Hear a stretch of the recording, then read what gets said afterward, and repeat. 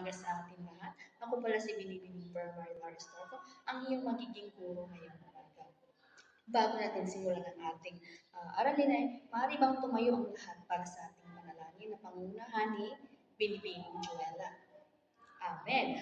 Bago kayo umupo, ay makakaroon muna tayo ng pampasigla. Alam niyo ba ang kantang Watermelon? Okay, maraming salamat.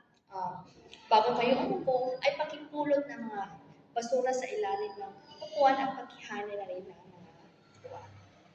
Okay. Bago tayo dumako sa ating bagong talakayin, ay ano nga ba ang ating tinlakay ng nakaraan? Binibining Mary Joy? Okay. Ngayon, mayroon ako dito mga jumble words at gusto ko itong buuin to sa tamang hanay. Ginoong Yago, maaari mo bang buuin ang salita sa harapan? Okay, ito ay tungkol sa geographical na variety ng wika. Alamin natin kung ano nga ba ang geographical na variety ng wika. Bago yan, ay ito ay magiging layunin natin. Binibining Jezabel, maaari mo bang basahin ang ating layunin?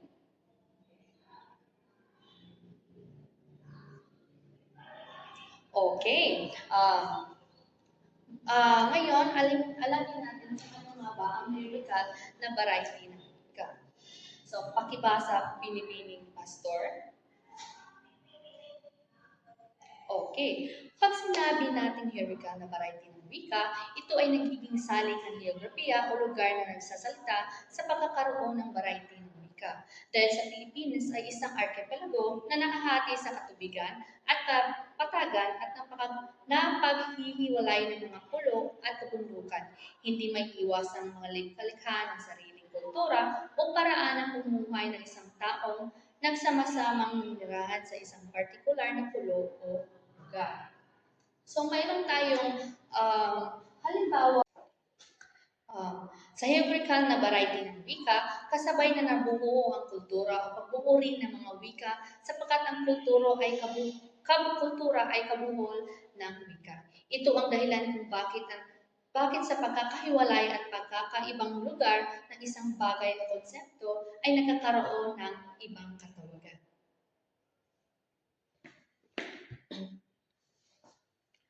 So, mayroon tayo dito halimbawa, pansinin natin ang tumbasan ng salita. Halimbawa nito ay ibon. Kung sa Pilipino ito ay ibon, at sinubuang Bisaya naman ay ito ay langgam. Sumasatuwid isang salita, ngunit magkaiba ang kahulugan sa dalawang magkaibang wika.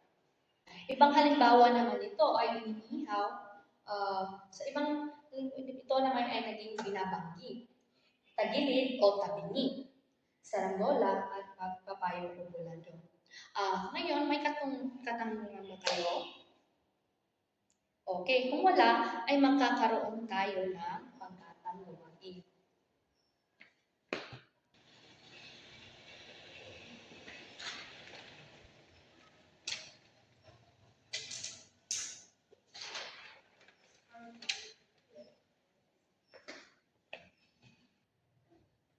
Ngayon ay magkakaroon tayo ng pangkat ang gawain. Ginoong Christian at maaari ka ba magsimulang mag-count ng isang dalawa na hanggang binibining Zoilo. Okay. Sa una, maaari bang pumunta dito sa harapan ang dalawang magiging leader? Okay. Sa unang pangkat ay isasagawa nila ang aktibidad tulad ng pagsusuri ng teksto mula sa iba't ibang hierarchical na wika. At ang pangalawa namang grupo ay magsasadula ng iba't ibang dialekto o pagtatanghal ng mga dula sa pamagitan ng mga kultura at iba-iba pang rehiyon. Okay. Unang grupo, maaari na bang bibigyan ko lang kayo ng 10 minuto upang kayo ay makakapagmula. Bago yan, ang ito ay magiging ating pamantayan. Pakibasag, ibinibining,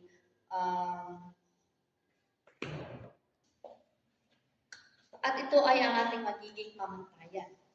Binibining Juela, maaari mo bang basahin? Okay. Ang 10 minuto ay tapos na. Unang grupo ay magpresenta na sa harapan. Okay, very good. Pangalawa namang grupo. Okay, napakagaling. Ngayon, magkakaroon muna tayo ng pagbabag-aral. Ano nga ba, binibining Zoilo, paano mo ba napapahalagahan ang paggamit ng geographical na variety ng wika? Okay, very good. Ngayon ay magkakaroon tayo ng pagsusulit. Kumuha ng isang kapat na papel, isa, dalawa, at pakipasa ito sa harap. Okay, ngayon ay makakaroon tayo ng takdang aralin.